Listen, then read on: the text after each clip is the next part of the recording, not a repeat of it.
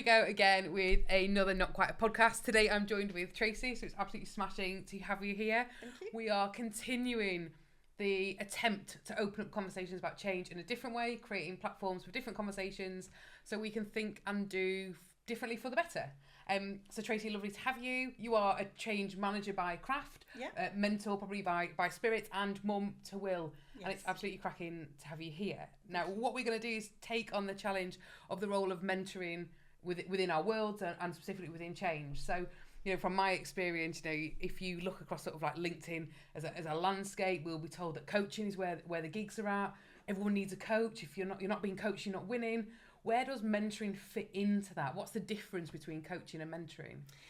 Yeah, I think that there's a space for coaching and there's definitely a space for mentoring. And from my perspective, the way that I've experienced mentoring has been a little bit like a shortcut from coaching. So I'm learning from other people's experience and I'm gaining skills and knowledge from things they've done in order to mentor me, rather than me having to go through the pain and the slog of having to do it all by myself, if I was being absolutely truthful.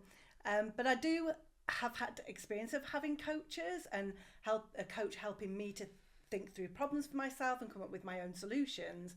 But actually, sometimes when you're really stuck or you just want to learn how somebody else does something differently to you. So, for example, one of the things I always say is have a look at people who are doing things that you think, wow, Susie, she can explain that complex piece of information. She's brilliant. I need to be able to do that. I don't need Susie to then challenge me and question me on how I think she does it. What I want Susie to do is say, this is what I do. You might be able to benefit from some of my experience. So for me, it's around getting that experience without having to go through living it yourself, in order to aspire to a new skill, change your career. It can be a small thing, it can be a targeted thing, it can be a huge and broad and wide ranging. So there's space for mentoring, I think, in lots of different areas of our lives. So I suppose what I'm taking from that is that, you know, mentoring is almost like I'm going to show you the way a little bit, rather than like lob you some breadcrumbs and hope you get there, which is sort of like a bit of a coaching situation where you're forced to try and find your own path. Is that like a fair differentiation? I think so. And sometimes when I've had coaching in the past, I've kind of felt a little bit like I need to try and guess what's in the person's head to get the answer. Whereas with mentoring, they'll actually tell me what's in their head and then I can make a decision about whether that's applicable to me, whether that's something that's going to be useful, or that's something that I might file away for later. Yeah. Do you think, you know, so, and I said it slightly on purpose about, you know, sort of coaching these sort of pictures, like the trendy thing that we all should be having. Do we think that either sort of like sheds a bit of shade on mentoring? Do you think mentoring's got a bit of a bad rep because it's not something I see a lot of being offered either to people like me or people that I would sort of engage with? Yeah, I think in the media, when people think about a mentor, they think about the guy from Succession, or you know, the guy from The Apprentice, and you know, he's going to be your mentor and you're going to be the next CEO of a Fortune 500 company. That's not what mentoring's about, really, for most of us. So I'll give you a little example. When I was 21, which is a long time ago, I got promoted to being a team manager. I worked in a bank. I'd been there for 2 years. I went for the interview, never thought I was going to get the job, got the job. Wow, no one was more surprised than me. My manager was great and suggested that I have a mentor. And one of the things that my mentor really helped me with was when I inherited my team, they were all loads older than me. To my 21-year-old eyes, they felt ancient.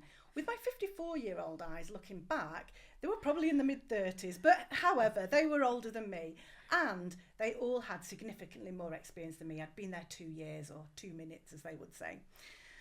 What my mentor helped me to do was to understand how that could be my superpower, because I had a stable team who had loads of experience, loads of skills, loads of knowledge. They knew how things worked well and they knew what things didn't work well. And what I could do is develop and craft my management style whilst having this brilliant team behind me. So to leverage them and their skills and their age and their experience, rather than see that as a threat or being intimidated by it. And I've carried that through my whole career. So to use the people in the room, I don't have to be the smartest person in the room. I don't have to know everything. If I can have my team providing me with that support, that's going to make me a better manager and a better performer as well.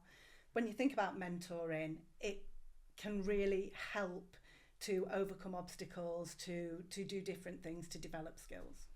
Amazing. I think so. There's an organisation that I know of called We Are OCO that do almost, well, it's reverse mentoring, and what they try and do is they find organisations that I suppose maybe are typical in their makeup, and I'll say, you know, a group of white middle class males who are trying to make decisions that extend beyond white middle class males, and they partner them with younger people, and that could be anything from, you know, sort of like 18 plus, and they'll be from diverse backgrounds and sort of outskirts of London, and will have a really different lived and experience of where they are and what they're doing, and they bring them together in an active partnership to create that diversity of thought and to challenge. And I think I really like the idea of almost the reverse mentor, because there's this concept, I think, and maybe it's a perception rather than a reality, that in order to mentor, you should be older or more experienced than the person you are mentoring. So it almost feels a bit downward. But actually, I think some of my best experiences have been that peer-to-peer moment, or where someone's course corrected because they're mentoring from a different point of diversity from where I'm sat, you know, me top to toe Marks and Spencer's. You know, and sometimes I think we don't see that as mentoring. We sort of just, you know, it just happened. Absolutely. Mentoring is a two-way relationship. It's not about one person bestowing their knowledge on somebody else. So I'm old. I have had a certain level of experience in my life, but I haven't experienced everything. I haven't lived everywhere. I haven't had the background. I grew up without technology. So I'm not a techno baby. I don't know everything about technology. I don't know a lot about social media. I don't understand the pressures that brings for people. So when you're mentoring, not only are you passing on your experience, but you're learning things that you would otherwise potentially have no information about. You can gain experience from other people's lived experience as well. And that doesn't mean they have to be older than you. They can be the same age as you. They can be younger than you. If they will have something that you don't know about, be that in a professional sense, so they might have worked in a different sector, different industry, or in a different part of your business, or they might just have lived in a different part of the world or a different part of the country or had a different background, and you will learn from that as a mentor as well. And that's why I think mentoring is so great, because it's not a coach coaching another person. It's about you having a shared experience and learning from each other. I love that, and I think that sort of conveniently plays nicely into, I suppose, you know, the world of change, in terms of how do we bring those people together to have those conversations for better, different, you know, outcomes that weren't planned or weren't sought for because we weren't having those conversations. So how can mentoring play an active role in either somebody, whether it's an organisation creating change or somebody navigating change? Like, where does that mentoring voice come into it? I think there's two ways that mentoring sort of really plays into change. So it could be, like you say, the change is being imposed, and therefore a mentor can really help support somebody to understand how they might benefit from that change, or how they might navigate that change in the best possible way. I've done work with individuals. When I worked at a university, we seemed to have constant change at the university, constant structural change, which seems to be the way in higher education. And it's about the change is coming. Winter is coming, the change is coming. You don't have a lot of control over some of it, but what you do have control over is, how do I turn this around to be a benefit to me? How do I make the most out of this? What opportunities might this open up for me? Or how can I mitigate the risk of this having a negative impact on me? Because not every change will be absolutely positive. Not everything in the garden is rosy. So it is about understanding that balance as well. But what I find really powerful is, I think mentoring can instigate change, because if you understand where your strengths are, you talk to somebody who's maybe working in an industry that you'd like to get involved in, or they're doing a role that you find interesting, or they just have the opportunity to display these skills and you want those skills. By going through that mentoring relationship, you can absolutely sometimes drive change for yourself. So it's a bit two-way, really, and I think mentoring can play a part in both of those instances.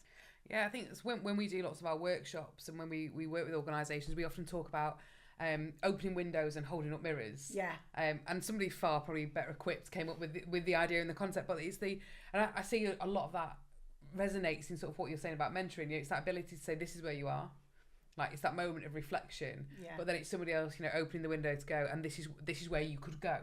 So it creates some of those opportunities that you probably, well, you weren't looking for, stopped looking for, or never thought to look for. Yeah. Because you see somebody else able to hold it in a different way. So now we've sold mentoring to everybody. How do you go about becoming a mentor? How do you create that relationship, or how do you seek that relationship? I think for me, the more important thing is why. Why would you be a mentor? And we've touched on this, haven't we? We've talked about how it can be mutually benefit for each person, the mentor and the mentee. They're really mentoring each other. Why would you want why would an organisation want to have a mentoring culture? Because absolutely it is a growth culture.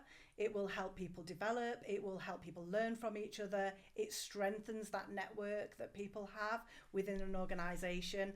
And I think for me that there is nothing more joyful than seeing somebody that you've been mentoring or you're in a mentoring relationship with achieve that thing, achieve their why, the thing that they came to talk to you about, or the thing that they first instigated a conversation with you, and they do it. It's just amazing. You feel so like, yeah, it's on another world. It's invaluable. That sort of like that absolute power that you have to help somebody to achieve something that they really want to achieve.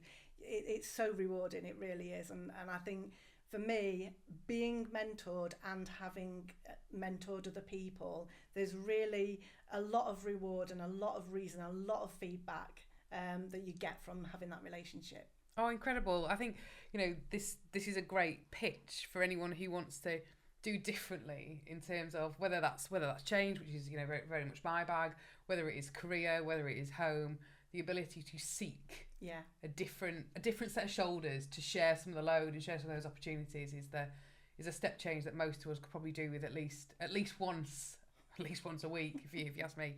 Amazing. Thank you so much for joining us, Tracy. It's been absolutely cracking to have you, and we will see everybody soon. Thank you.